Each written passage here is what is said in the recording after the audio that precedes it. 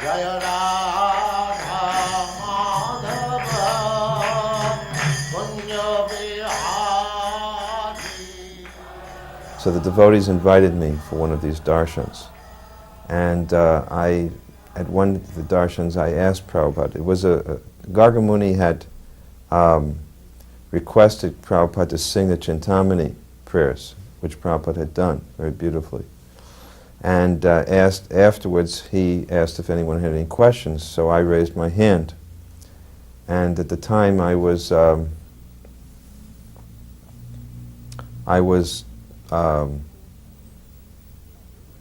draft board was, a problem for every one of us at that age.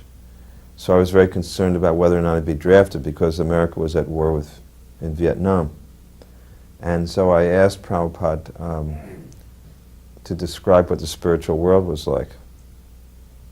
And he said to me, he looked back and he looked at me and he said, in the spiritual world, he said, the spiritual world is a place where there are no draft boards.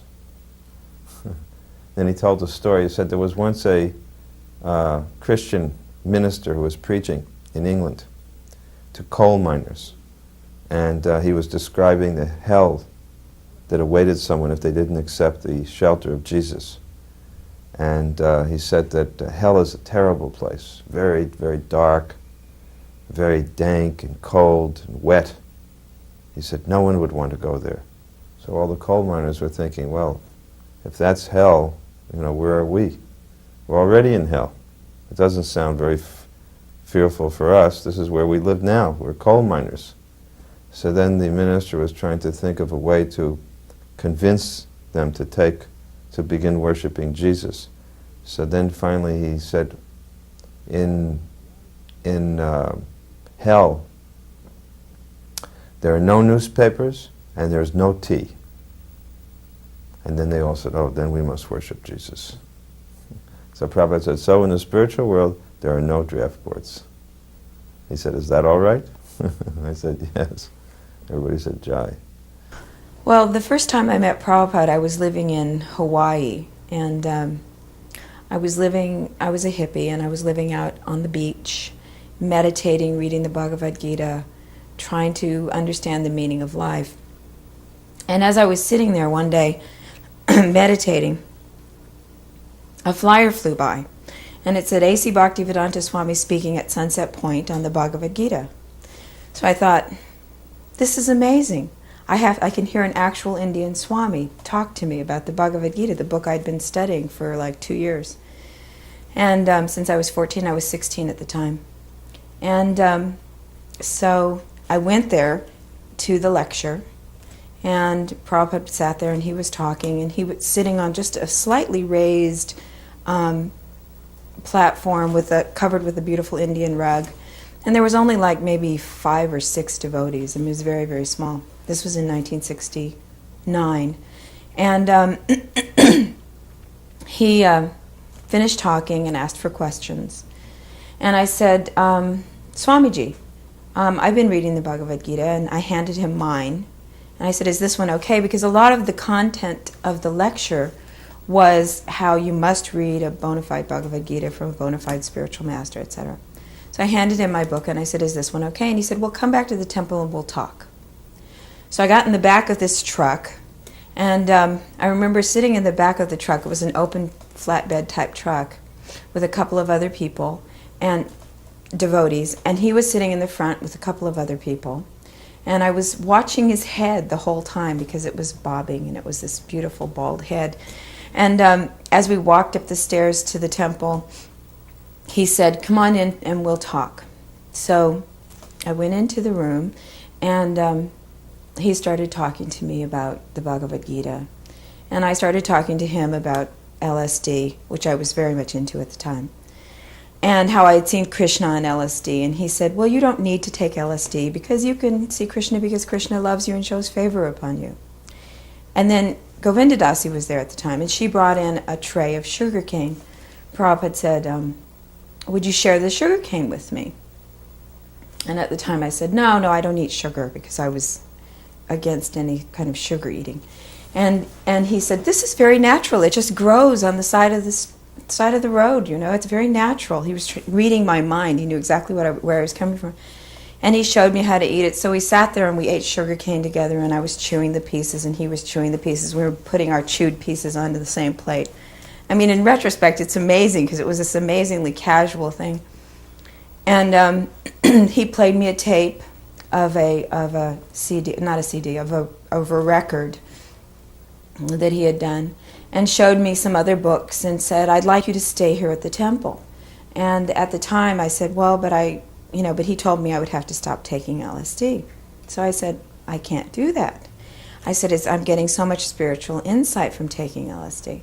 So he said, "Well, I hope that you will reconsider." And that was the first time I met him. It was pretty wonderful. I went back to the forest to meditate some more. And very shortly after that, I had the realization that the only way I could ever get spiritual enlightenment was to find him. So I called around, because I didn't even know there was a Hare Krishna movement. There was no connection. It was like this Swami. And I found out that he was in Los Angeles. So I went back to Los Angeles, and he was coming like in 2 weeks. And when I saw him there, I was dressed in a sari and everything. And he looked at me and he said, "I remember you from Hawaii." And he said he was very glad I had come. And said, "Come back to my apartment and we'll talk." So he had an apartment. This was when the temple in Los Angeles was not where it is now. It was on La Cienega, I think. And it was an old church. So I went back to his apartment and we talked, and he said to me, "Now you understand the difference between your Bhagavad Gita and my Bhagavad Gita." It was very cute.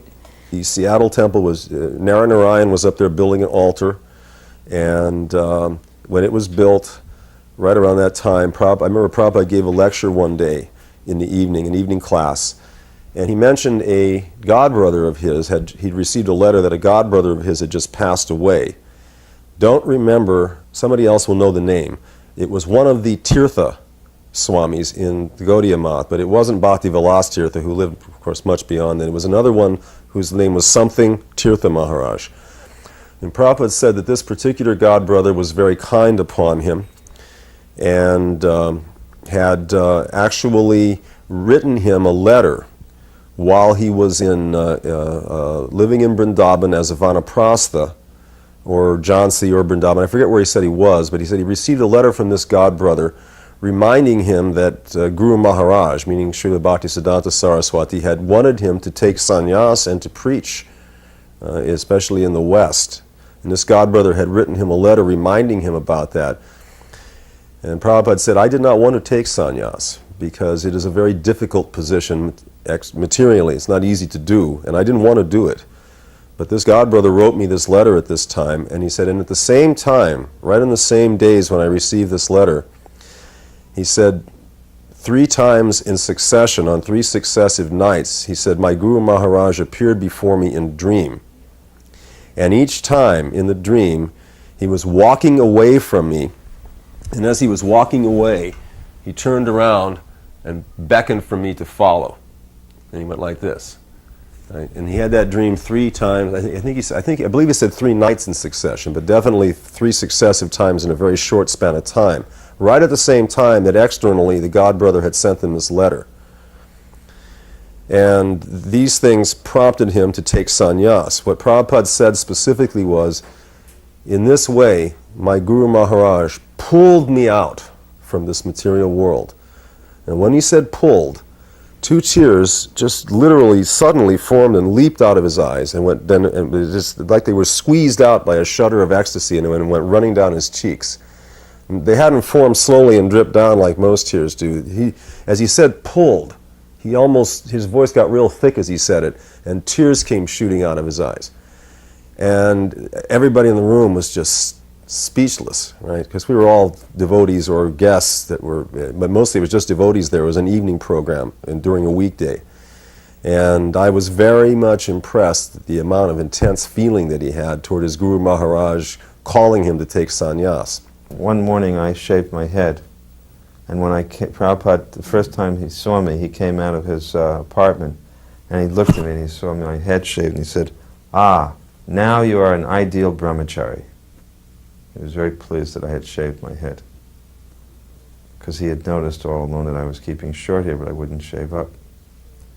And I had joined with Vishnu Jan, and he had shaved up before me, but I didn't shave up immediately.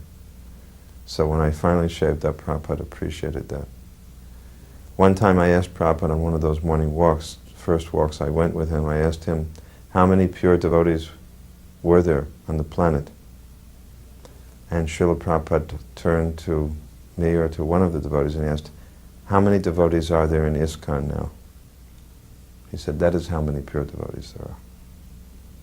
And in Amritsar, he was doing everything as far as personal habits, because in India, he said, everyone will watch all of your habits. Never touch your food with your left hand. So he's he taught us how to peel a banana without touching it with our left hand. He taught us how to drink water from a glass without touching it to our lips. So he was very particular about our habits, because he said everybody will be watching and making sure that I've taught you well. And Jamuna and I, in Amritsar, decided, actually Prabhupada asked us to lead kirtan once. And we were singing not just Hare Krishna, a lot of varieties of prayers. And somebody in the audience, when we were finished, criticized our Sanskrit pronunciation. And Prabhupada fired back at them, said, you do not have 1/10 of the devotion of these women. How dare you criticize their Sanskrit? He was very, very angry. He had such a passionate personality. And so he was very protective all the time when we were in Amritsar. The first letter I wrote to Prabhupada was all about Sankirtan. I told him what the results of Sankirtan were. See, what happened was that Prabhupada told us, all the brahmacharis, to get jobs, because Jayananda was supporting the temple single-handedly, and Prabhupada said it wasn't fair. So he said all the brahmacharis should go out and get jobs. So, everybody did what they knew best. I remember Vishnu Jan, he decided that he was going to make flutes, bamboo flutes, and he used to stand on Haight Street, and he made all the flutes so that they played Hare Krishna. He would just stand out on Haight Street playing Hare Krishna all day. And he said he was a Brahmin. And he told me that I was a Sudra because I went to work for Kodak. See, Gurudas was working at Kodak, so Gurudas got me a job at Kodak, and it was a very, one of these high-tech jobs. I would get the film canister and break it in half. That was my job. Break the film canister, break the film canister. And then when they saw that I was really capable of doing that, they moved me up to a higher position where I would run the film through a heating elements, and it would be developed this way. And then I would get to bring it to Gurudas, who was in the darkroom developing. He got a bigger salary than I did. So you can imagine what this was like. But still it was yoga, and I felt it was yoga. I'd give the whole check to the temple, and every day I just looked forward to the lunch break. I'd immediately go out, I'd have my little lunch, and I'd go out and with Gurudas and take lunch, and we'd have some kartals and do some kirtan. And it was the only thing that saved me was that lunch break. But after a month or two of this, it was unbearable. Gargavuni went to Montreal and talked to Prabhupada, and Prabhupada said that if they don't want to do this, then let them go out on the street and chant on the streets. So we had an Istagosti, and we discussed this, and I volunteered that I would organize it, because I wanted to get out of that job. So I was very eager I was ready to do anything to get out of that job. While we were walking back one time, I remember I asked Srila Prabhupada, as we were walking side by side, I said, Srila Prabhupada, could I ask you this? This is not a judgmental question, because whatever you eat, I'll eat with you and feel like it's what I should be eating, and it's Mahaprasadam for me. But I don't think that the food that we're getting fed here is really being offered to Krishna. They have a Krishna deity in there, but you can't tell him from the other deities, and they don't make any discrimination. And how should we view eating like this? And Prabhupada looked at me and he said, now I'm putting this out now because I feel like some of these things, at least they should be on record, even though, well, I'll tell you what happened. He said, actually, he said, everything is prasadam. And so a Vaishnav, if he takes anything, he simply takes it as the mercy of the Lord. Right?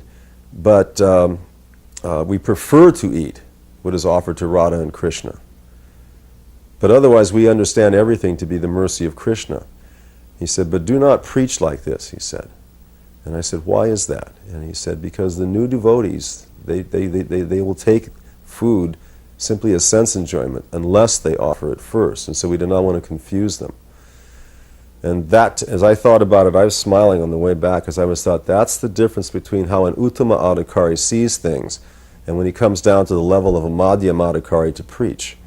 It was the first time I saw a clear-cut example of that, which I saw many times later on, as I saw how Prabhupada had his priorities and like that. But that was the first time. So we did about $12 the first day, and I thought this. And I went back to the temple. Gargamuni had a little shop, and I said, Gargamuni, we did $12. And he said, wow. He said, I'm going to give up my shop. This is big. This has huge potential. He was ready to give up his shop. So the next day I decided to take Back to Godheads with us, and when the people give a donation, I give them a Back to Godhead, and the collections by the end of 5 days had gone up to $40.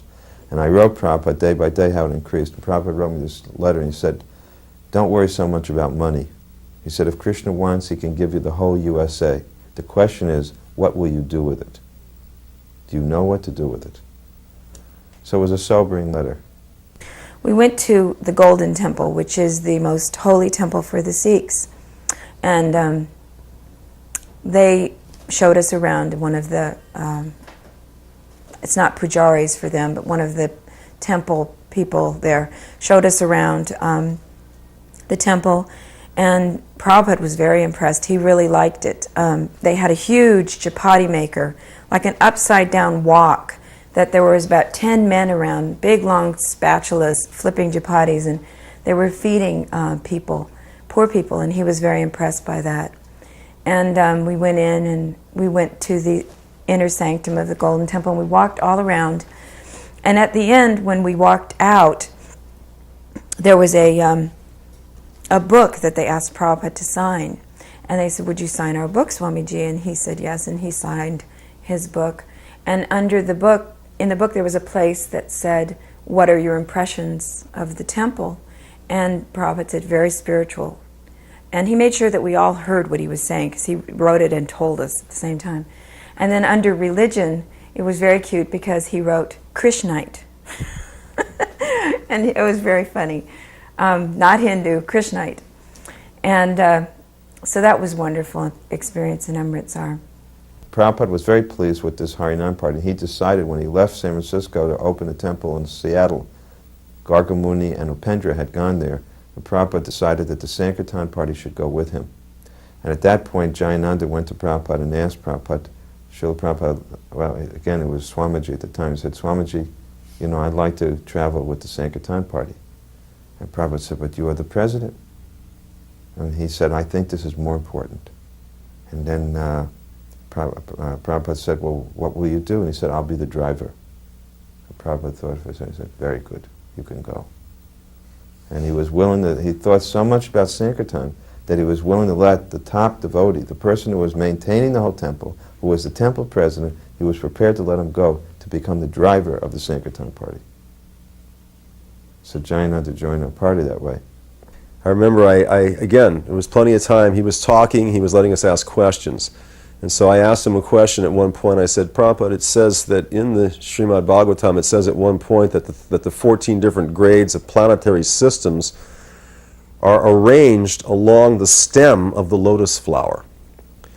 And I said, I had always envisioned that they would be from Brahmaloka, and there's a lotus flower stem that comes down to the navel of the, which one is that? That's the Garbhodakashayi Vishnu, the second Vishnu, Garbhodakashayi Vishnu.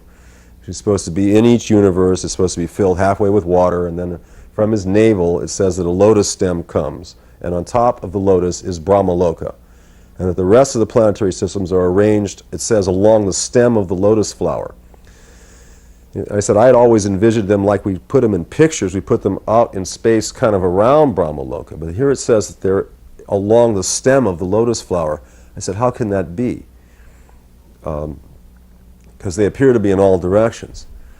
And Prabhupada looked at me, and he went like this. He smiled, he went, well, It may be a very big lotus flower. Then he shook his head a little bit and he said, but we cannot understand these things with our puppy brains. And he smiled. And I just put my head down and smiled because it hit me immediately that I'm trying to conceive of all these things, but I have a very small scope, right? And then when he said that, it was a nice point of revelation. When the operation was going on, they gave this anesthetic. You know, they anesthetize you. And I remember I was meditating on Radha Ras Bihari and the Arti. I was just meditating on it, and they said count down from 10 down. And I think I got down to about 7, and that was it. Then I had a dream, a very good dream, in which Srila Prabhupada had been called by the previous acharyas to make a report of his preaching mission on this planet. And the previous acharyas were all there. And they asked Prabhupada that, what is your report? And Prabhupada said that he had studied the people of this planet and he had found that they had no capacity for taking any type of austerity, nor were they very capable of studying, and they were not very pious. He said the only thing that so far they seem to be able to do is that somehow they take shelter at my feet. This was the dream I had. And then they wheeled me out after the operation, and when I came in to the room which had been assigned to me, Prabhupada was sitting there. Actually, he had come to the hospital. And he said, I came here as fast as I could. I wanted to stop the operation. He said, because I think you should have had this operation in America. But anyway, now it is there. And it turned out he had come all the way in from Juhu in a jeep, right in the middle of the rush hour, to try to stop this operation. So I told Prabhupada about the dream, and Prabhupada listened very intently, and he said, actually, this is so. He said, this is so. I remember one time in New Delhi, somebody said, Maya, he was talking about Maya, and he said, Maya, everything, this whole world is just an illusion. And Prabhupada jumped down his throat and said, how dare you call it an illusion? He said, it is beautiful. He said, the mountains are beautiful, the oceans are beautiful, the rivers, the sky, the trees, everything. This is a beautiful world. He said, but what it is it's temporary. And it's just a perverted reflection of the spiritual world. So if you see the beauty of this world, you'll see how beautiful the spiritual world is. 1,000,000 times more beautiful. But he said, it's like if you were to paint a painting and bring it to me and say, Srila Prabhupada, look at this painting I have done for you. And I would look at it and say, it's an illusion. He said, it would hurt your feelings. So I find it very offensive that you call this world an illusion. So when Prabhupada came to San Francisco, he had wanted me to come back to India to take up my service again because he couldn't find anyone to replace me as a GBC. And so when Prabhupada was there, as soon as we got in the car, we picked him up, Prabhupada started talking about Hare Krishna land and India. And I could feel the pressure was coming down. So then we went into Prabhupada's room, and Prabhupada had, it was just myself and Prabhupada in the room, and he said, so, what are you going to do? Are you prepared to come back to India? And I said, well, Prabhupada, I'm preaching now. And Prabhupada was a little upset. He said, what is that preaching? He said, preaching means there must be results. I said, oh, there's results.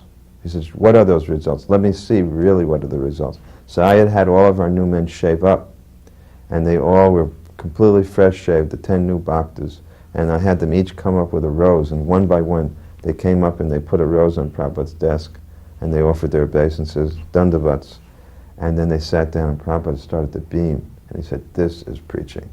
He was so happy to see this. He said, so you stay here. He approved of it. I remember one day we went from Mr. Jariwala's house to an engagement at an industrial facility outside of Surat, where the company had invited us to come for their employees, and we did an engagement. It was a nice place. I remember there were bougainvillea bushes growing around the place and palms, and there was grass behind the industrial facility, which wasn't a heavy factory. I don't know what they made there, but anyway. Prabhupada it was a kirtan and lecture and kirtan program, And on the way back, our host that day wanted to show us a new Durga temple that had just been constructed by the side of a river there. And I forget the name of that particular river, but it flows through, that's Gujarat province. Surat's in Gujarat. We've gone from Maharashtra, where Bombay is, up into Gujarat. And by this nice stream, there was a really nice new Durga temple built, and it had a new deity in it. And it was one of those temples where they were taking care of the deity and like that. And I remember specifically Prabhupada telling us as we went in to do just like he did. And he said, when I bow down, I'm going to bow down with my right-hand side toward Mother Durga, right, toward the Durga deity. Now, normally when we bow with our left side, because usually, it's not this way in the LA temple, but usually the Vyasasana is to the right, or the Guru is said to be we're supposed to be bowing to our Guru, and it puts our left side toward the deity. So when you bow to a demigod, you should bow and offer respects, but you do it by offering to your Guru. The deity is on your right and Krishna is on your left. And that's how you'll be thinking as you offer obeisances to your spiritual master before the demigod. They're also serving Krishna. They will accept this as respect, right? We came through. The next program that Prabhupada was going to was in Madras. And we stopped, the train stopped from Ahmedabad to Madras, stopped in Bombay. But because my wife was now at the temple and I was a sannyasi, I wouldn't go. So I sent my party to see Prabhupada and give the report. And I just sat in the train station waiting for them to come. It was a 6-hour or something wait over. And then suddenly Yadubar came. And he said, Prabhupada sent me here to bring you back. He said, you can come to the temple. I said, but you know, my wife is there, former wife is there, I can't go, I'm a sannyasi. I said, no, Prabhupada said, it's okay. So as soon as I came into the room and I offered my obeisance, Prabhupada said, the temple is a neutral ground. He said, it is neutral. You can be here at the same time, there's no harm. And then he asked everyone to leave the room, which was quite unusual, I thought. Because Prabhupada didn't generally do that. He asked everyone to leave the room and he beckoned me over to the table and he said, now tell me, give me your report. So I gave them a report and he was so happy about this preaching report because I had just been a sannyasi. This was his first preaching assignment he'd given me. And after it, he became so pleased, he stood up and I had offered my obeisances and he stood up, so I stood up and he walked around the table and he just took me in his arms and he held me very tightly, he embraced me on one side and then he embraced me on the other side and he said, now take this sannyas mantra in your heart and go everywhere and preach. He said, Kirtananda is a sannyasi, Brahmananda is a sannyasi, and you're a sannyasi. Now I can retire peacefully and translate. Go and preach. And I was just, my whole body was so transformed, you know, I felt by Prabhupada's touch, because it was very rare that Prabhupada would use his body so much like that and it was a real, you know, I really felt surcharged by that, empowered by that. And then I went back to the train and we went to Madras. I remember another time Prabhupada said, this was in Bombay, there was a Indian gentleman who came in, and we used to sit with Prabhupada a lot. The schedule would be that we would have after morning service, and when we were first in India, the Mangala Artik was in his room. So the little deities that we traveled with were just set up in his room, and we would go in his room, and he would sometimes do the service. And after Mangala Artik, he would talk to us on the Bhagavatam and the Bhagavad Gita. And then after that, he would have darshan, which is people coming to visit him. And we did this everywhere, like in Amritsar, all throughout India, wherever we went, this would be the schedule. And in Bombay, this man came into him and he said, he prostrated himself in front of him and he said, Prabhupada, Swamiji, he said, you will save me, you can enlighten me. And Prabhupada looked him squarely in the eye and said, I cannot enlighten you. I can teach you how you can enlighten yourself, but you have to do the work yourself. So he was not one to say that, you know, just by his association you would be enlightened. You had to work at it. It would take effort. It was about July, I believe, July of 70, and I was in Paris. Prabhupada had sent me to Europe to organize our temples in London and Paris and Hamburg. At that time there was no GBC, but he put me in charge to coordinate the temples there. So I was in Paris and I suddenly got a telegram. Your letter, 26th July, come Los Angeles immediately. I was on a plane that same day. And I just detached myself and I got on a plane and went to Los Angeles. So that was quite a time, because it was the time of, you know, our forced sannyasis in our society there was some difficulty in their understanding of how the movement was to be run. So Prabhupada was very, very disturbed, because he had detected that there had been some poison which had come in terms of belittling his position, which had come from some of his godbrothers in India. So I came in the evening, and then the next morning Prabhupada called me, having heard I had come, and he called me and he was very grave. And he looked very shriveled almost. And he looked up to me, and he just had a little spotlight on his table, desk lamp. He looked up and he said, "Have they told you?" And I said, "Yes, Prabhupada." He said, "Can you take me out of here?"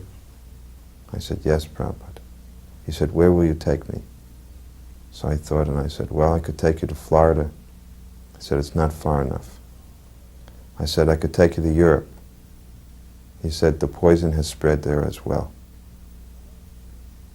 And I said, "Then where do you want to go?" I said, "I want to go to India." I think that Prabhupada had the ability to accomplish many, many purposes by each one of his actions. Later on, Prabhupada told me in 1977, he said, Prabhupada was laying in his bed in Krishna Balaram temple, and we were reminiscing. He said, "Remember when you took me from Los Angeles?" I said, "Yes." He said, "At that time," he said, "I went before Sri Sri Rukmini Dwarkadish, and I said, 'My dear Lord, you have called me all the way here, and you have given me this wonderful temple. Now why are you sending me away?'" Prabhupada said, "I couldn't understand why the Lord was sending me out." And he said, "Now I understand, because he wanted to give me this temple, Krishna Balaram temple." He said, "This is 100 times what every other temple in the world is." He said, "But I didn't understand at that time." One evening, he said he wanted to have a feast for the Gita Press people. He said they have been sheltering us and feeding us, so we will cook for them. And I got to cook it. Well, actually, our cooks made sabji and puris, and I made a chutney and halava, which I made with milk. Right? Later on, Prabhupada said it's Parsi halava, it's first class, but that was later. One way or the other way, I cooked in the afternoon, then everyone came to the program. I remember in the afternoon, Prabhupada asked what I was going to make and as a chutney, and I said apple. And he went, "I do not think apple chutney is very nice. Make tomato," or something like that. I said, "Well, Prabhupada, they already purchased the fruit, so we already have the apples." He said, "All right," he said, "but I do not, apple chutney." So anyway, so I thought, well, I'll do the best I can. It was already, because it was like 20 rupees for the apples or something like that. They were not common, right? Anyway, putting that aside now, the program went on. At this program, Prabhupada, for example, a couple days earlier, and throughout that week, Prabhupada had been teaching us. He had a copy of Bhaktivinoda's songbook that he'd just been given. And he was teaching us Jai Radha Madhava in the morning by having us repeat it after him. Right? He took a special liking to that particular song, and that's when he began to sing it before his morning class. That's when it started. And he was teaching it to us by repeating one line at a time and having us repeat it after him. Another time at the same time, deities were there. It was either Radha Damodar or another almost identical set to Radha Damodar that we had acquired there. They were the medium, about this high, the multi-metal kind, really beautiful deities that we were worshiping there. And we were taking care of the deity worship. And the floor was wooden, and Prabhupada didn't think it was properly clean, and he'd mentioned it, and then when he saw it, he didn't think it was clean enough again. I remember Kaushalya had volunteered to clean the floor in the temple room.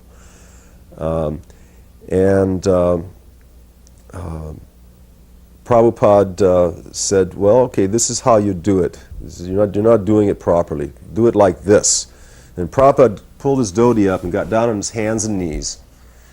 And he had a pot of water, right, and another pot. He said, get 2 pots, right?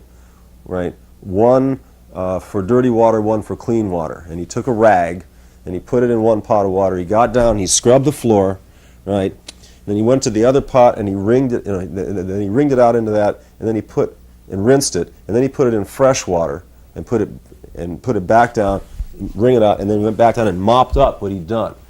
He said, in this way you will keep one that is clean and one that gets dirtier, and always rinse the rag and then soak up the dirt. That way you'll pick up the dirt rather than just moving it around. But he spent like 2 or 3 minutes down on his hands and knees scrubbing the floor in front of the deities. I remember that was a nice thing to see him do. He didn't hesitate to do it at all. He got right down and showed Kaushalya exactly how he wanted it done. Bhaktisiddhanta Saraswati Thakur's, I think it was appearance day. So I told Prabhupada that, Srila Prabhupada, can we celebrate this in the evening? Because then we'll have a lot of guests. Prabhupada said, no. It must be celebrated at noon. So it was on a Friday. I said, Friday evening we can fill up the temple. He said, no, it must be at noon.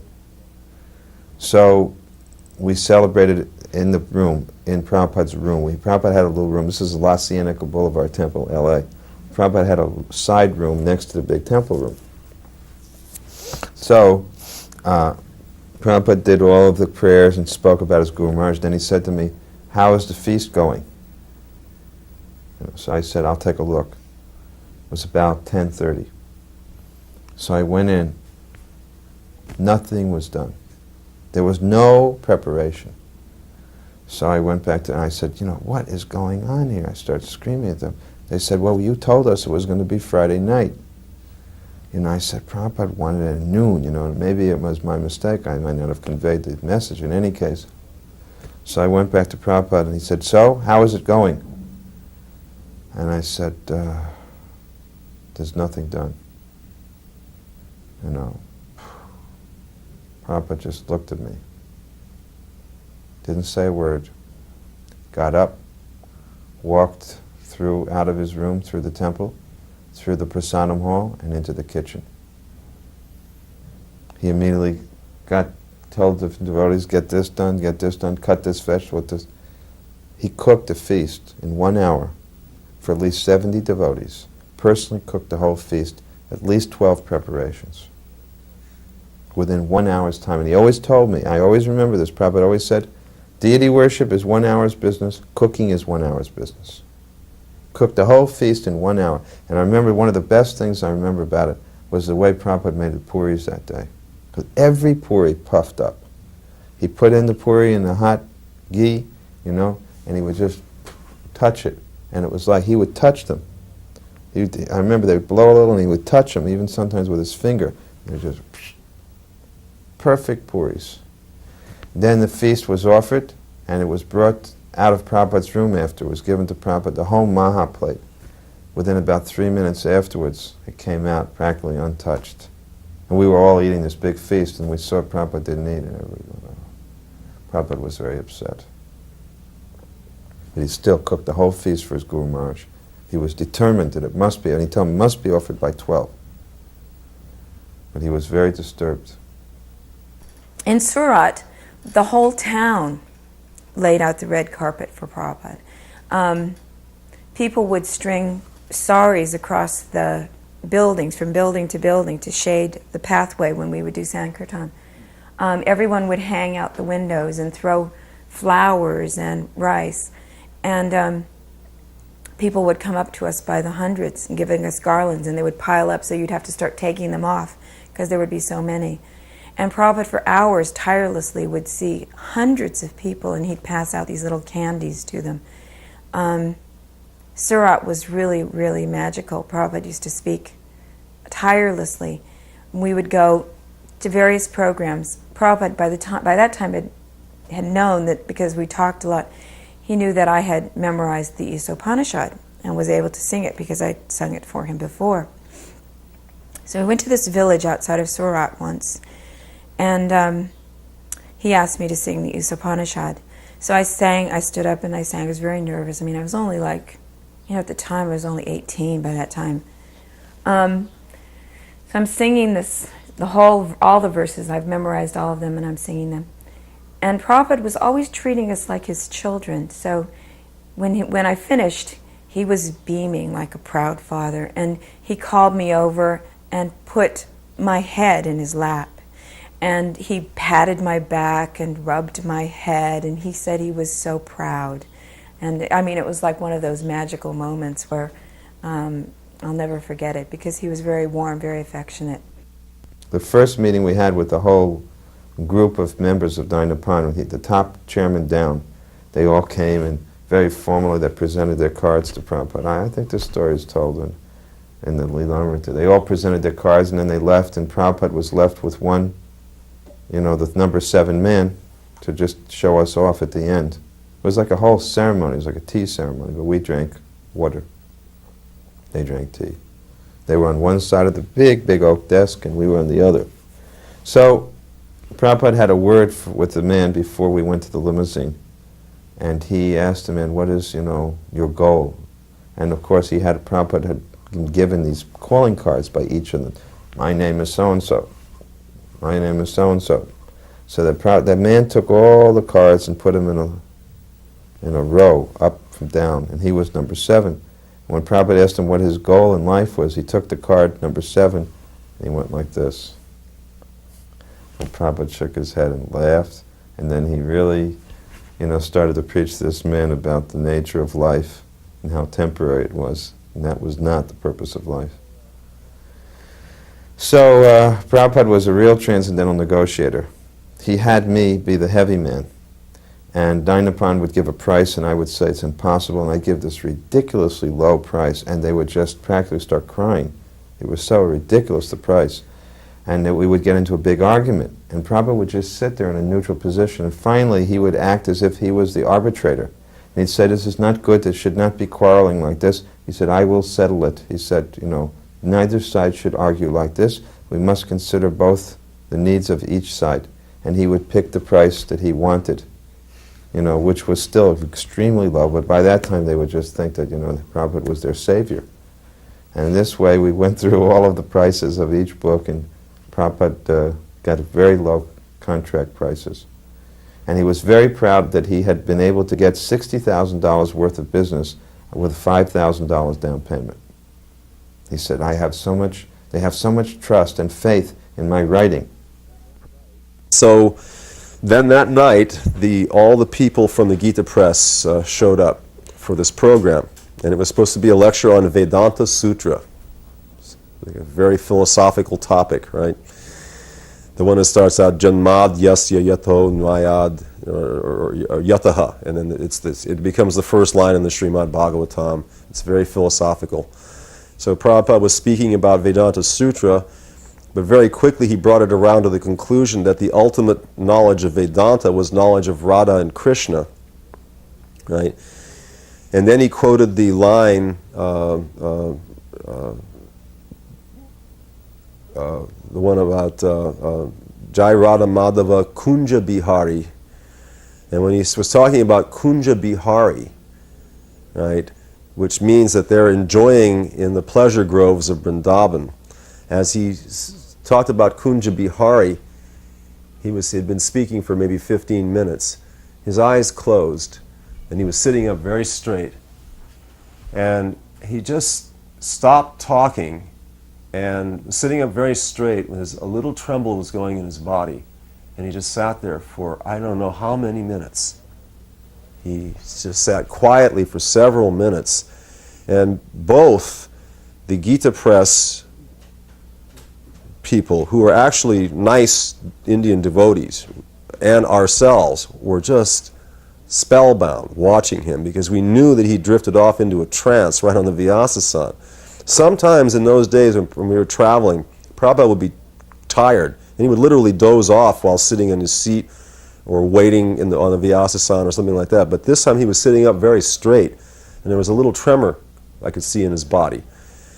And after several minutes, while we just sat, you could hear a pin drop in the room. Nobody said anything, nobody moved, everybody just was watching him. After a few minutes, he opened his eyes, and he said, "So this song is very nice. You should all learn to sing this song." And he got up off the Vyasa-san and went into his room, and that was the end of the lecture. In London, of course, that was another interesting negotiation. Prabhupada told us, I got to London in September of 1969, and by that time Prabhupada was getting ready to get the place in Bury Place, 7 Bury Place. And what is a temple without deities? So Prabhupada gave us the instruction that you have to install Radha Krishna deities. But he didn't order the deities, and we didn't have any deities. He just said, such and such, December so-and-so was the date of the opening, and you have to have Radha Krishna deities. So we, started to go. It was like trying to find a needle in a haystack. How are you supposed to find Radha and Krishna in London? We just started to ask anyone and everyone. It was like a national alarm. Anyone knowing the whereabouts of Radha and Krishna, please phone such and such number. And that was the number of Mukunda's wife, Janaki. So, it went, week after week went by, and Prabhupada would call us and say, "Where are the deities?" And we said, we don't know where Radha and Krishna are. Prabhupada said, "You have to have deities." So finally, miraculously, when we were practically giving up, we get this phone call. Janaki gets a phone call. Someone says, "We have Radha Krishna deities." So immediately she informed Mukunda, and Mukunda and I went down to this man's house. And the man took us into his study, and he said, "I have some Radha Krishna marble deities. Would you like to look at them?" So, would we like to look at them? We were ready to jump out of our skins, practically. Sure, we wanted to look at them.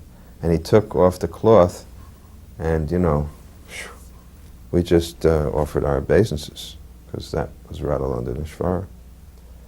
So we said, "They're beautiful. They're so beautiful." I mean, they were beautiful. And he said, "Well, I'm considering that I may be willing to give them to your temple." So we said, "Well, we have to, can we bring our spiritual master to see them?" And he said, "Yes, you can do so." So we raced out, and we went to a phone booth. I remember we called immediately to Prabhupada's apartment. Prabhupada was living near Regent's Park, a very nice apartment. And we called up, and he was resting, so we decided just to go over there. We went in there, we told him, "Prabhupada, we found Radha and Krishna." So Prabhupada immediately said, "Take me, I want to see them." So we had a van. We used to have a van. And it was Prabhupada and Mukunda, Shamsundar, and myself, maybe Gurudas, came in the van, and we went in. And by that time was the early evening. Prabhupada came in, and he started to talk with this Indian gentleman, very friendly way.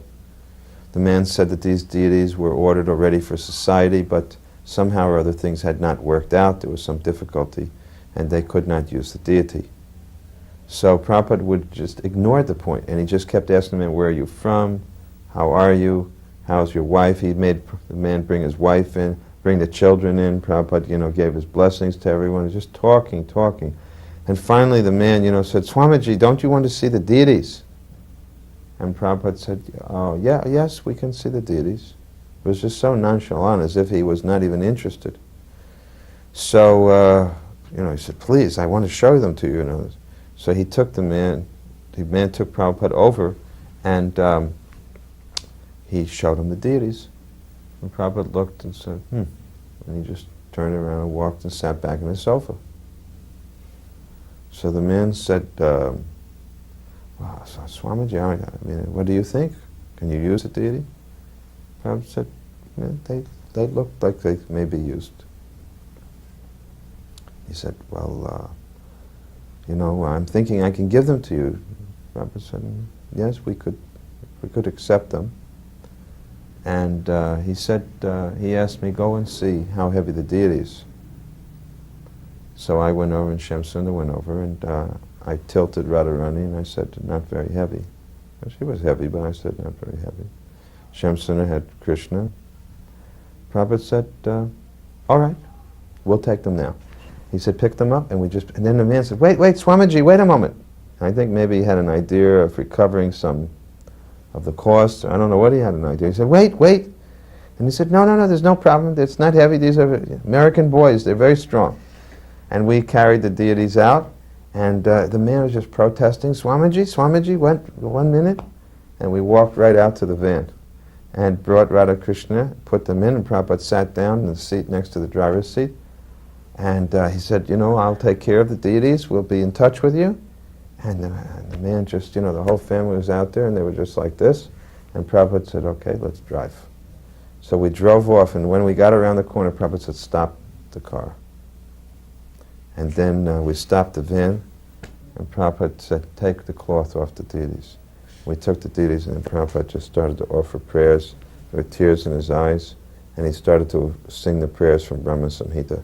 And he said, Krishna has now appeared in London. And Prabhupada, I talked the Pujari of Govindaji's temple, I talked him into giving Prabhupada a house on the temple grounds. So we cleaned this house, and Prabhupada came in, and he was very, very pleased. And one day, while this pandal was going on, I went into Prabhupada. This is a sweet story, because I said, Prabhupada, it's kite flying season. There's kites in the sky. I mean, the sky is just covered with kites. And he said, are you going to go fly kites today? I said, no, I wasn't thinking of it. And he goes, I used to fly kites when I was young with my sister. And he said, and her kite would always fly higher than mine. And he said it would make me so angry, because my sister's kite was always going to fly higher than mine. So he said, one day I decided I would cheat. And I got up on the roof, and I started flying my kite from there. So my kite was flying higher than my sister's, Pishima. And then he says, but then she started chanting, Govinda, Govinda, help me. And her kite flew higher than mine. He said, so even in our childhood, we were always remembering Krishna. It was very sweet. Then he said, so you go fly kites today. Pishima was adored and even worshipped, especially by the lady devotees. One time we were going in procession from Calcutta to Mayapur, and Pishima was in one of the rear cars. And then she got out, and all the women rushed there, and they were doing. And Prabhupada said, "What are they doing?" I said, "Well, Srila Prabhupada, they have respect for her, as they do, in a way, for you." He said, "Why? What is that? What has she ever done? She's just an old lady. What has she ever done?" And when he first arrived, I showed him the flyers that I had made up for the Pandal ceremony. And it said, A.C. Bhaktivedanta Swami is going to be at so-and-so Mandir Govinda, because the Pandal itself was behind Govindaji's temple, in the back of the temple in an open lot area. And it said, Bhaktivedanta Swami and his foreign disciples. Prabhupada looked at the foreign disciples. He said, "Why did you say foreign disciples?" I said, "I thought it would be attracting people." And he goes, "No, it should say American and European disciples. That is the attraction." And then he made one of the men redo the whole thing. And then he said, "What can I expect? You're just an unintelligent woman." I walked out. I was crying. I was so upset because I'd worked so hard to put this thing together. Then I found out that Prabhupada said after I left, he said, "I am very pleased with her, but a guru's business is to discipline. If I don't discipline, how will you ever learn?" He said, "Disciple means discipline, so therefore I discipline." He was actually not mad at me. It was very nice. I had a habit, whenever Prabhupada would tell me something, I would always say, just unconsciously, I know. And one day Prabhupada said, you know, you think you know everything. And I really, it's like that, you think you know everything. Another time, Prabhupada had this system when he did his construction projects in India. 2 signers on every check. Prabhupada was one signer and I was the other. There was only one problem when Prabhupada would travel out of the country. So one day I suggested to Prabhupada, why don't you sign some blank checks? Prabhupada did not like that idea at all. He said, this is my account. Is it all right that I decide how the money will be used? Is that all right with you? You know, I was suggesting to him that we could do different things. Dropping back a little bit to one of the cities we were in, and I believe it was in Indore. There was an invitation one night from the Indore Lions Club, I believe it was. They had clubs like they have in the West, the Lions Club. These were local politico businessmen, and they invited us to come for a program. Prabhupada didn't want to go do it, so he called me in. He said, "I'm not going to go to this one." He said, "I do not like these men." He said, "They are snakes." You go and give the lecture. I went, "Oh my gosh," you know. I said, "Well, what should I tell them?" Right? He said, "Just tell them we are spreading their Hindu religion all over the world, so they're obliged to give us a donation. But before you talk, have a big kirtan, right? Have a good kirtan. You lead it, right? And then you speak, right?" He said, "If you have a big kirtan first," he said, "the chanting," he said, it is our mantra for charming snakes. Then they'll be able to listen for a few minutes without arguing and try to get them to agree to give a donation and go." So he said that it is our mantra for charming snakes.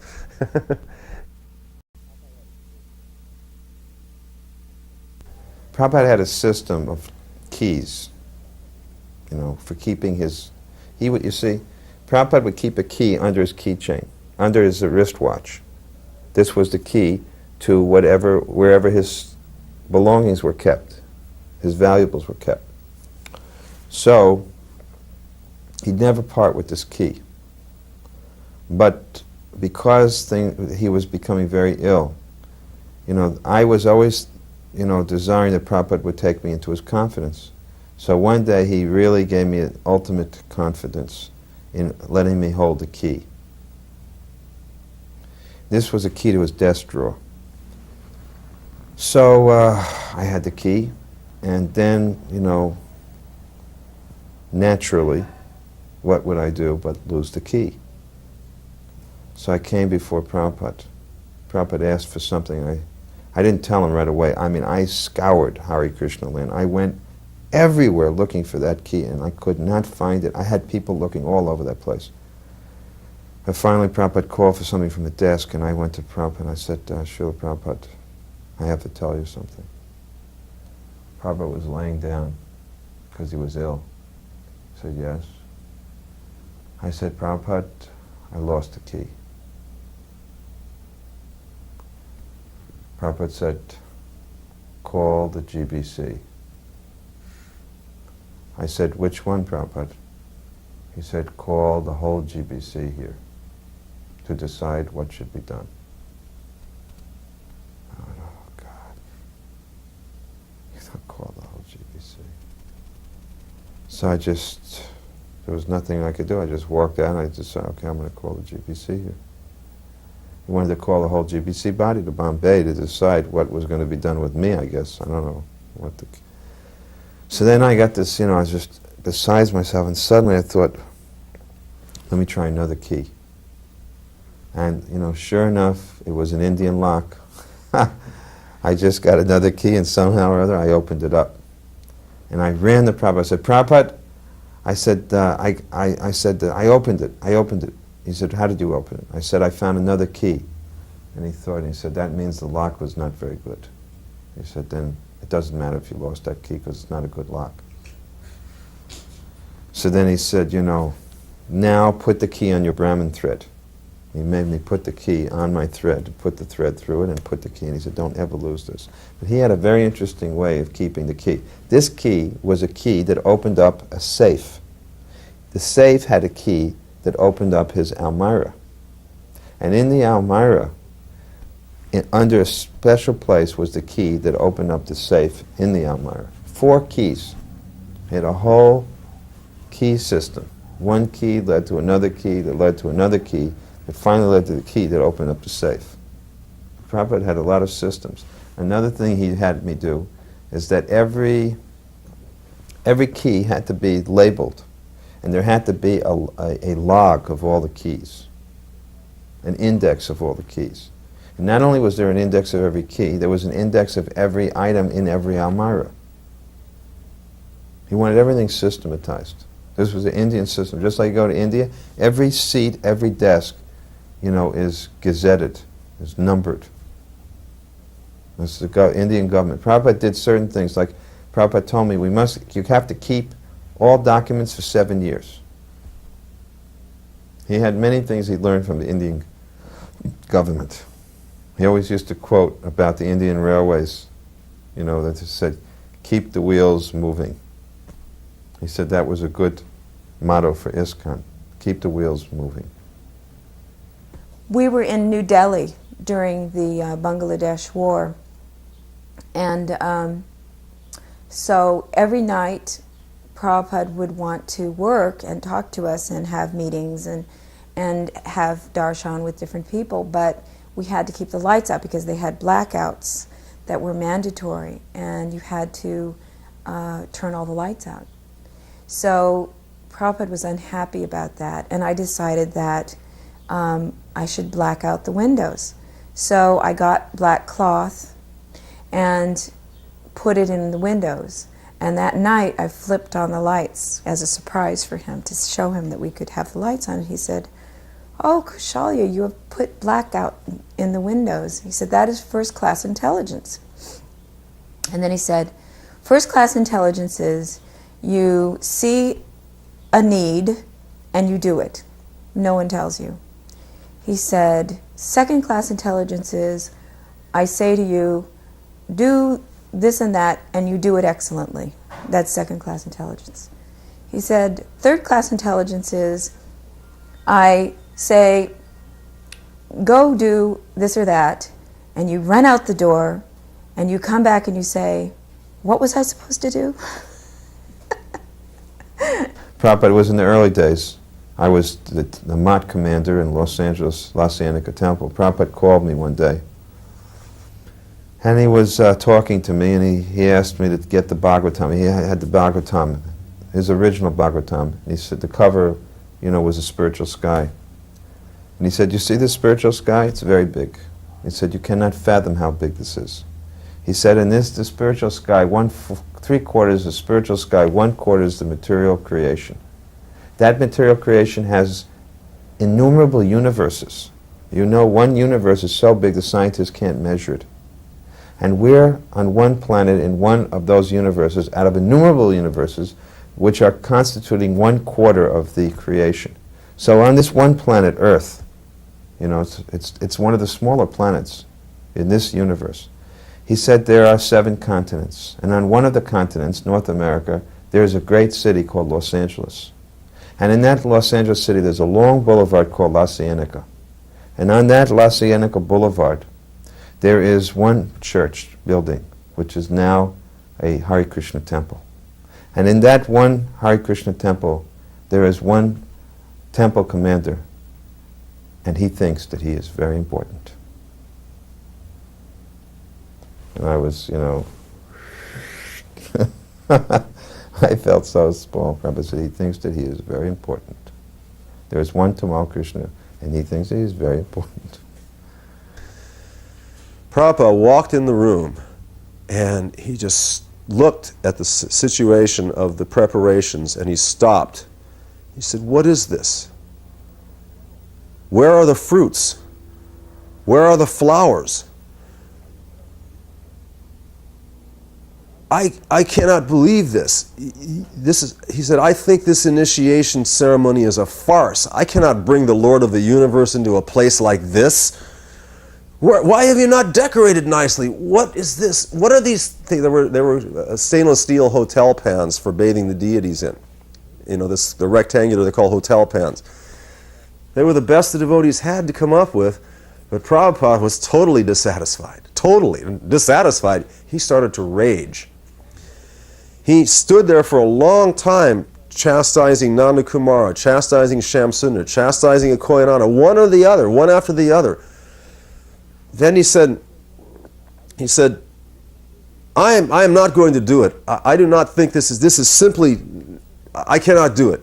You have not done nicely. This is not, there should be flowers and fruit everywhere. Everything should be much, no, I cannot do it. I'm leaving. Then he stopped.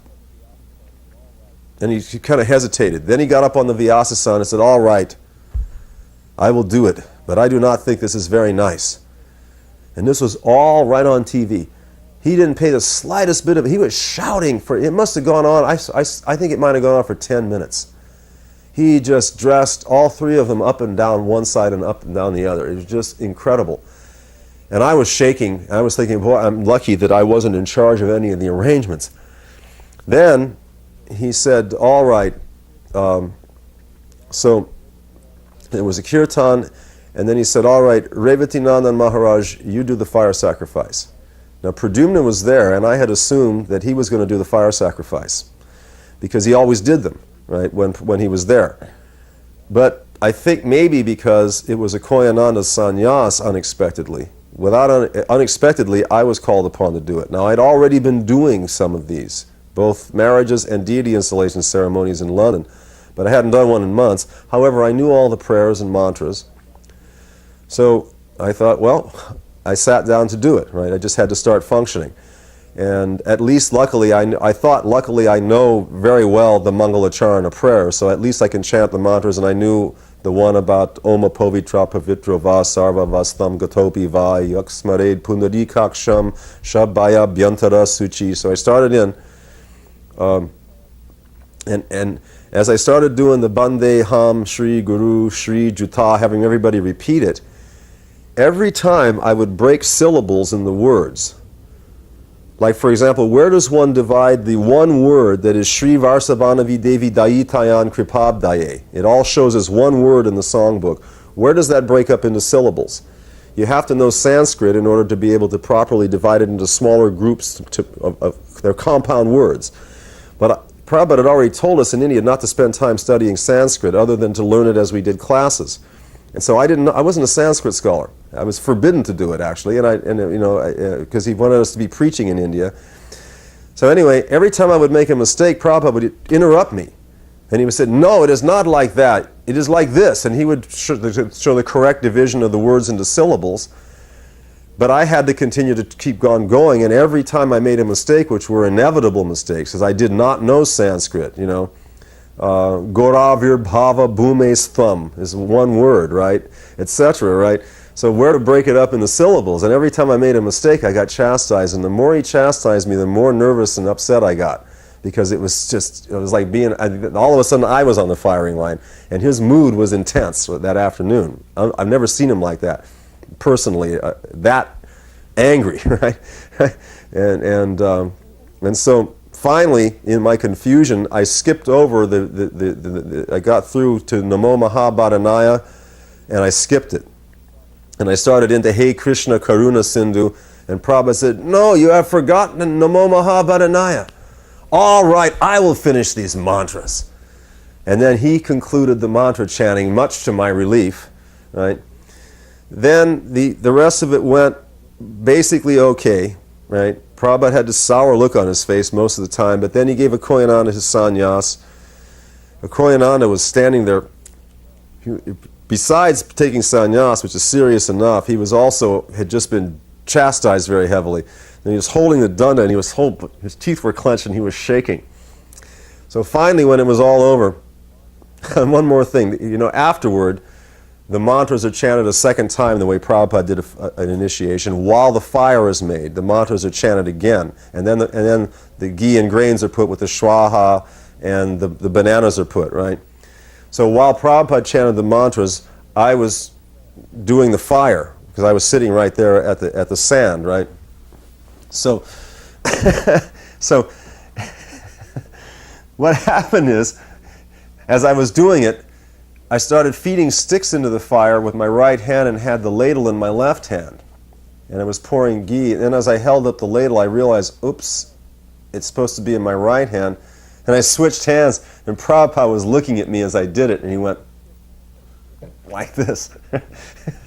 Because again, I'm left-handed, right? And I had I was using the wrong hand to pour the ghee on the flyer. I had to switch it, and he was watching me do it. And he made this really disgusted look on his face. So finally, when that was over, he said, all right. He pointed at me, he said, begin kirtan. I started leading a kirtan. Prabhupada looked over to Koinana, who was still standing there like this. And Prabhupada looked at him, and for the first time in that afternoon, he smiled a little bit. And he went like this to a Koinana, looking at him, meaning dance. Get your body moving, loosen up a little bit, right? He was pleased with his seriousness and also wanted him to get into the swing of the kirtan. It wasn't that serious, you know what I mean? Or he should enjoy Krishna consciousness also. I thought that was clear from his facial expression. It's the first time he smiled all day. Then he got, after it was over, the place totally packed, he got up and went to the back door to leave. And when he got to the back door, the car hadn't gotten there yet. And he had to stand in a little drizzle of rain for a few minutes, and the crowd was so packed in behind him that he couldn't even fit back inside. And he was just standing there like this in the rain. He got into the car, and he asked Nanda Kumar, so, you have brought my prasadam? Now, he was taking simpler prasadam by that time. And Nanda Kumar said, well, Prabhupada, I thought you would take your usual prasadam since it's not as rich. He said, no, this is a deity installation. I want Mahaprasadam. So Nanda Kumar, he said, go and get me a plate. So Nanda Kumar went back in, came out with a plate of Maha, and they drove Prabhupada off.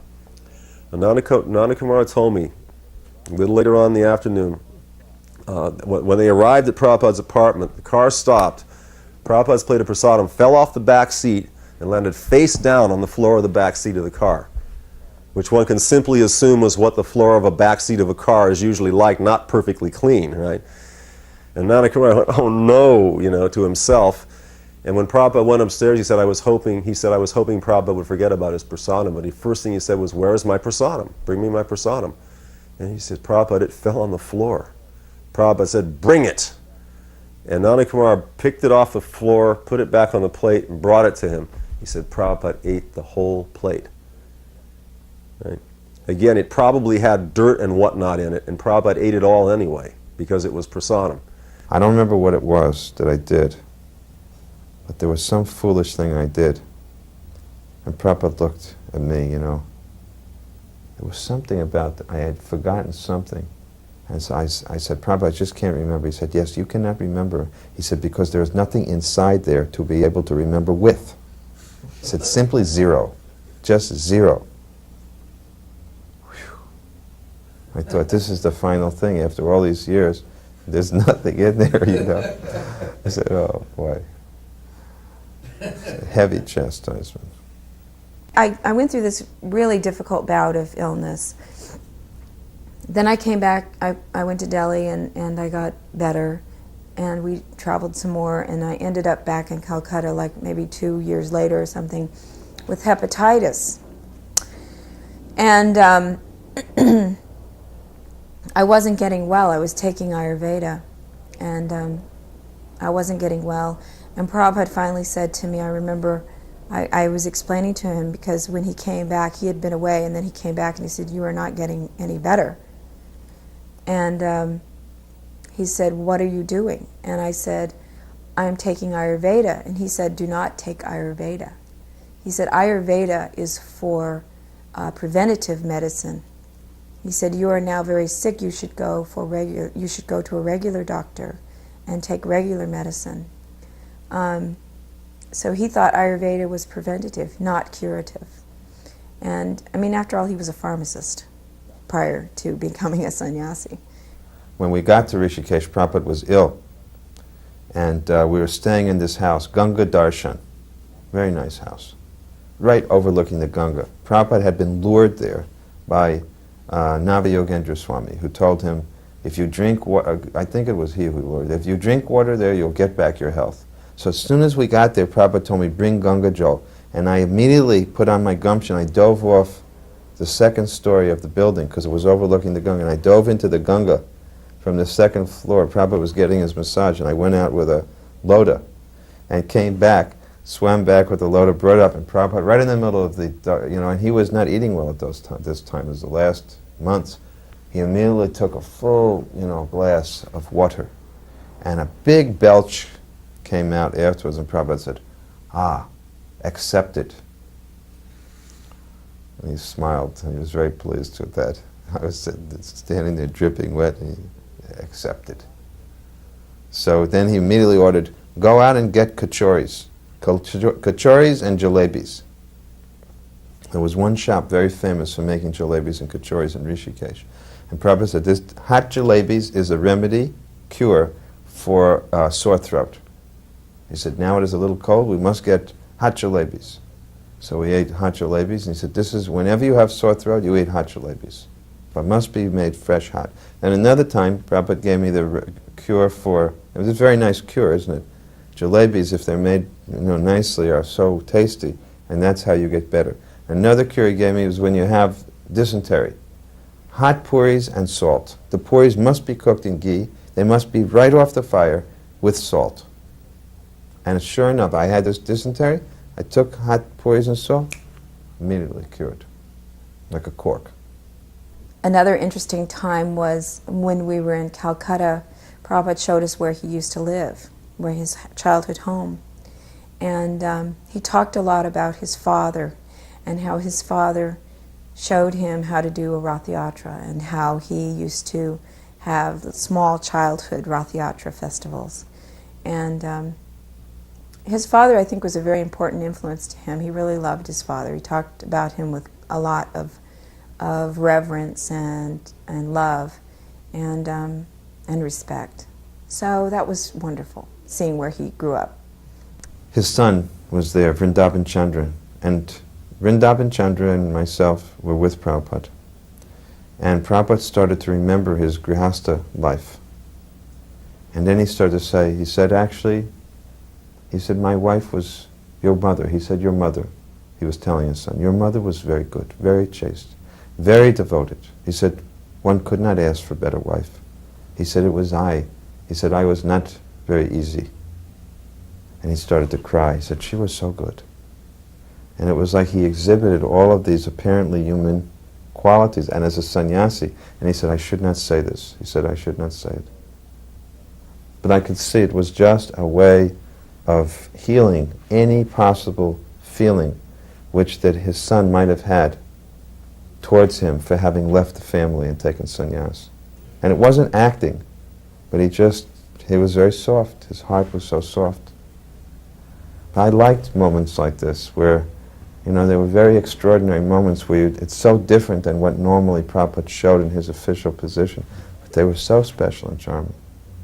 He said, Ribati, you're into philosophy. You know what Prabhupada said the other day? I said, what? He said, Prabhupada said that sometimes even after going back to Godhead, a soul could fall again.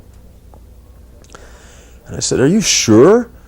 Because I knew a lot of Bhagavad Gita, and there's a couple of verses in the Gita where Krishna says, having returned to my transcendental abode, one never returns to this world of miseries, etc. There's several verses. I think there's 3 different verses that mention never returns if one completes the business, right? So he said, well, you can ask him yourself, but I'll guarantee you that's what he said. So when I got a chance to go into Prabhupada's room, it was after he woke up from a nap. And Nana had just put a garland on him, and there were several devotees in the room, and I asked if I could ask a question, and he said yes, and I said, is it true that just recently you've been talking about how sometimes even having gone back to Godhead, a soul sometimes falls again into the material energy? And Prabhupada said yes. And I said, well, how does that relate with what the Gita says when it says never? And Prabhupada smiled a little bit, and he said, actually, he said, never means practically never.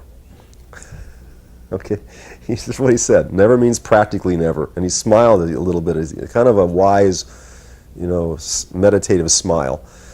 And he said, because really we are eternally the same. So marginal means that there is that capacity to turn away or turn toward. So sometime it might happen. Of course, generally a soul does not fall. And even if he does, he probably wouldn't do it again, but it is not inconceivable. right? That's what he said. Again, it relates to the same issue, because some people say that souls never fall away in the first place, or they fall from somewhere else besides Krishna's association. Well, this was definitely about being back to Godhead, as it describes it in the Bhagavad Gita, back to Krishna's abode. So those are some relevant points that I thought might be interesting to record. About book distribution, Prabhupada said big books are more important than softbacks. He said hardback is more important than softback. He was very firm about this point. Give out big books. He wanted more big books distributed. He always said that. And he really liked the Radha-Damodar party. He said the main thing he liked about the Radha-Damodar party, he said, you have understood a very important point, that in the Kali Yuga, people don't come to the temple. You have to bring the temple to the people. That this was the whole idea about book distribution. Go out to the people. I had lived in India for almost 4 years, and I finally went back to America, partly because of my health and partly because of my husband. And it was a weird situation because I had been so involved in Krishna consciousness in India, which is so different than Krishna consciousness in the United States, at least at that time. When I saw all of these people and heard these techniques like changing people up and wearing wigs and going to airports and doing all these things that I thought were very un-Krishna conscious, I was so frustrated and unhappy, I thought, let me get back to Prabhupada as quickly as I can. And so I went back to Bombay, walked into his room, and I said, Prabhupada, you wouldn't believe what they're doing in the United States. They're changing people up, and they're wearing wigs, and they're doing this, and they're doing that, and I'm like tattling on my, God brothers and God sisters. And he goes, are you perfect? And I said, no. And he said, well, then they are doing the best they can. They're trying. So don't criticize. Just stay here and cook for me. Don't worry about it. Prabhupada said very clearly that any way that they can come into contact with these books, he said even they just touch it. He said even if they look at a picture, if they touch the book, he said they begin their devotional life. Therefore he told the book distributors, put the book in their hands. He said if they just touch the book, never mind even read, if they touch the book, it has so much power. I was in Prabhupada's room one time, and there was nobody else there, so I said, I wanted to ask you, Srila Prabhupada, when we're out traveling, a lot of the time we stay up late with the students. If they're going to stay late and ask questions into the night, we stay up with them, because we probably won't see them again. Sometimes they're very sincere. So we're occasionally up until 12 o'clock midnight or 2 in the morning after a program, preaching, talking with students. He said, how do you do, he was concerned about the book distribution, whether it was being done right, and I said, well, we place your books as the altar pieces, because we use the Krishna book as Radha Krishna, and your picture is on the back of it, and we have a Panchatatva painting, then we have kirtan, and I give a lecture, and we have more kirtan, we give out prasadam, we invite the students to come and look at the books and talk to us. He said, he smiled as he started smiling as I was talking. He said, oh, that is very nice. He said, if you just continue to do just like that, he told me, it does not matter how many books you distribute, because your program is different. It will attract devotees. So he specifically said, quote, it does not matter how many books you distribute. He said, as long as you're presenting them nicely, which we were doing. Right? So he was actually real pleased. And I said, well, I'm a little worried because sometimes we get to bed real late. We get up 6 hours later. We're not up for a Mangala Artik, or we're not up by 4 o'clock in the morning, so we're not really following the exact sadhana. And Prabhupada was still smiling. He said, that is all right. He said, because you are doing Sankirtan, he said, that will be fine. He said, then he told me something. He said, I have written in my books that our movement runs on 2 tracks, which are called the Pancharatriki Bidhi and the Bhagavad Bidhi. He said the Pancharatriki Bidhi means the rules and regulations of deity worship, and our temple sadhana is centered around it. Because of the Mangalartik, etc., it sets all of our time of activities and like that. Right? And it's very valuable for devotees to become strong, right? By being regulated. He said the Bhagavad Bidhi is simply chanting, dancing, feasting, and philosophy. And it is Lord Chaitanya's process. That is really what Lord Chaitanya came to propagate. He said after, when he instructed the Goswamis to write, they produced books which, he said they added some modes of worship from the previous age mode of worship, which was deity worship, in order to make the process appear more Vedic to the Smarta Brahmin community in India, who were otherwise criticizing Lord Chaitanya, that we do not find this in the Vedas. So to make it appear more Vedic, he said they added certain things, and that is what we call the Pancharatriki Bidhi, right? So even though I say in my books that our movement runs on 2 tracks and they are both equally important, he said, I will tell you that that if you can get along without the Pancharatriki Bidhi in this age if necessary, but you cannot get along without the Bhagavat Bidhi. This is why your Sankirtan activity is sustaining you even without the regulation of the regular deity worship. He said, so if a devotee needs to be strengthened, then send him to the temple or return him to the temple, but otherwise the Sankirtan will be all you need. And then he told me, do not preach like this. Do not speak like this. And I said, why? Because I was all ready to run out and start singing. I thought it was wonderful what he explained to me. And he said, no, he said, many devotees are attached to the deities and the deity worship in a very sentimental way, which is helping them to be attached to Krishna consciousness. And if you explain like this, they may mistake it that you are criticizing the deity worship, right? Or the deity, that it is less important or unimportant, right? So therefore, do not preach like this. I'm explaining this to you for your own understanding of priorities, in other words, which was very nice of him. Once he said, the rules and regulations are because you have no self-control. One time Prabhupada would tell me, another thing he didn't like is that I would fall asleep sometimes. As soon as I get in the car, I'd fall asleep. So we were riding in the car, in the back seat I was sitting next to Prabhupada. And I was just like this. So Prabhupada said, you are sleeping. So I said, no, Srila Prabhupada, I'm not sleeping. He said, you were sleeping. I said, I don't think I was sleeping. He said, I said you were sleeping, you were sleeping. He said, chant Hare Krishna.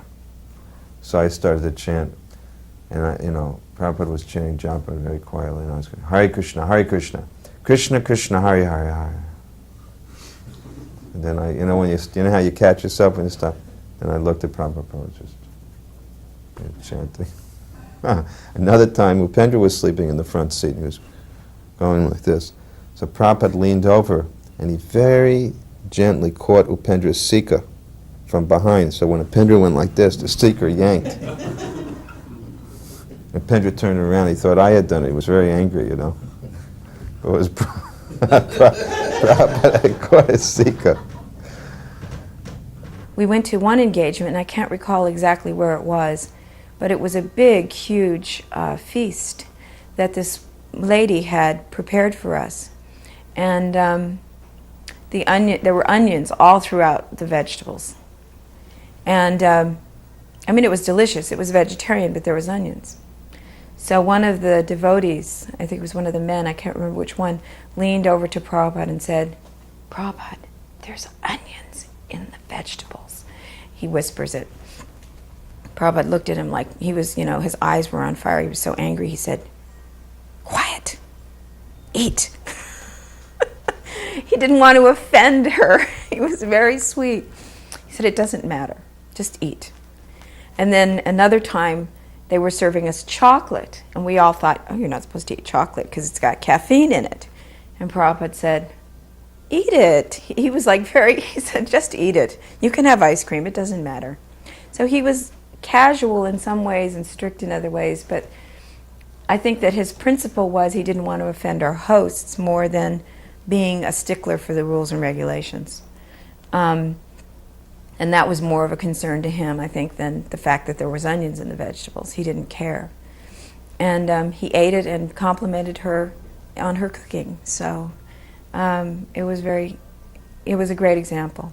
So Prabhupada had a very big appetite. He really relished prasadam. And he would take at least 45, 50 minutes to take prasadam. And he would eat alone.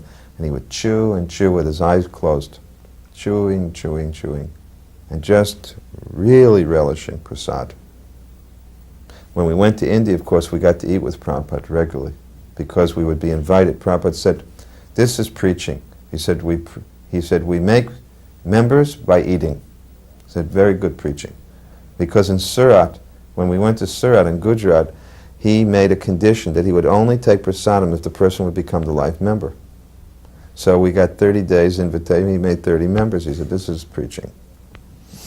And all the devotees would sit together. Prabhupada would be at the head on their little chokis, and we would all sit and take prasad. So it was very nice. We got trained to take prasadam with Prabhupada. After Jaipur, Prabhupada, the Maharaja of Jaipur had decided to give us a property that was behind Govindaji's temple. And so Prabhupada didn't think, me being a woman, I could manage things on my own. So he left Devananda there to work with me, and another Indian brahmachari that I can't think of his name right now. But anyway, to make a long story short, they backed out on their offer, which is why we don't have a temple in Jaipur, but they were originally going to give us an actual old palace. And then they backed out on their offer after Prabhupada left. So we came back to Mayapur, and the rumor mill had been running hot and heavy that Devananda and I had had an affair. So I was very, very upset about it. And I wanted to just shave my head and live in an ashram. There was one of Prabhupada's godbrothers had an ashram just outside of Mayapur, and so I went into him and I said, Prabhupada, I can't take it. I just want to shave my head and live in the forest, and I don't want to have to, suffer all this criticism and all these rumors and stuff.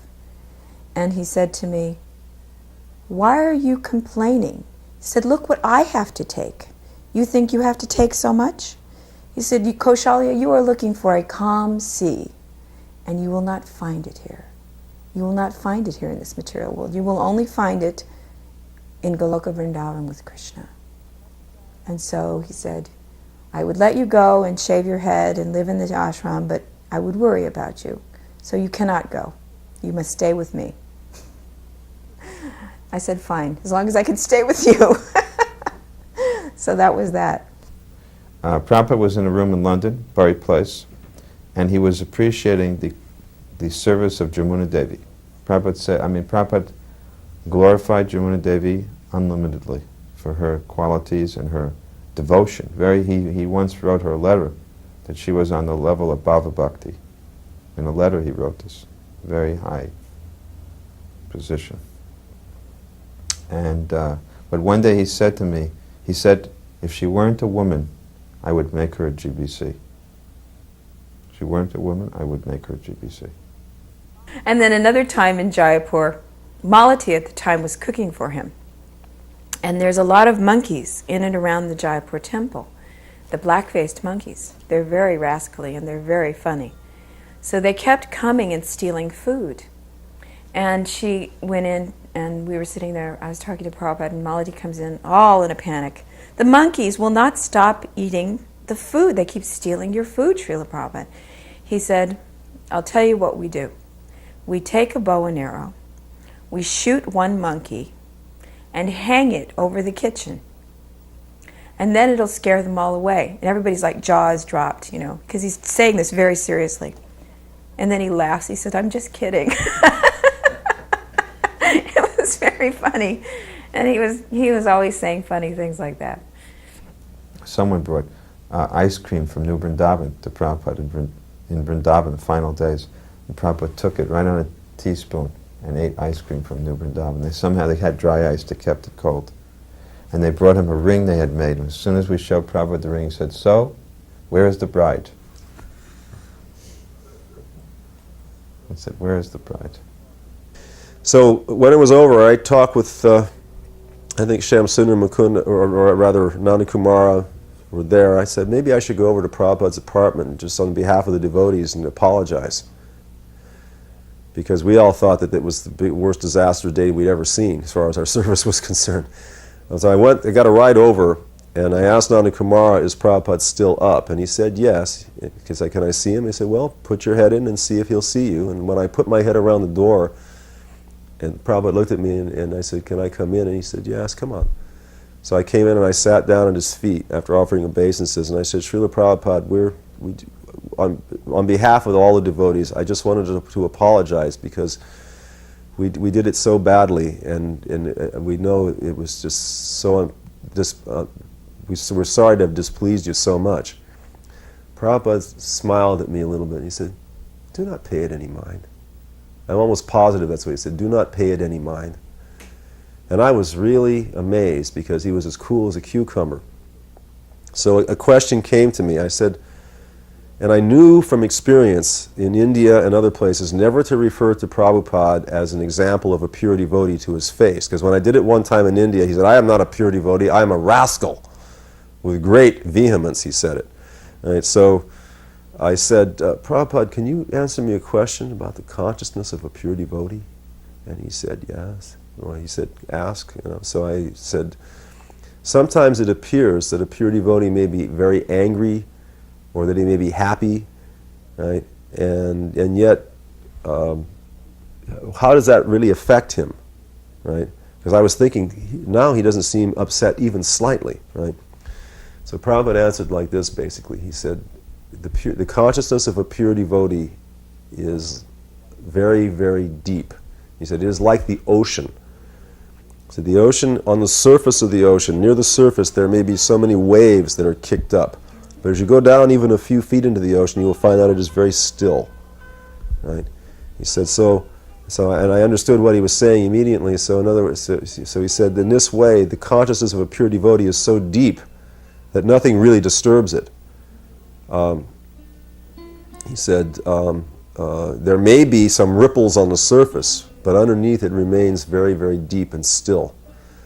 And I said, is it like that even at death? And he said, yes.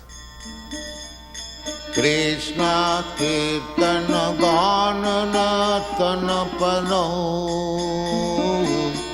premamritam manidhi dhira dhira jana priyau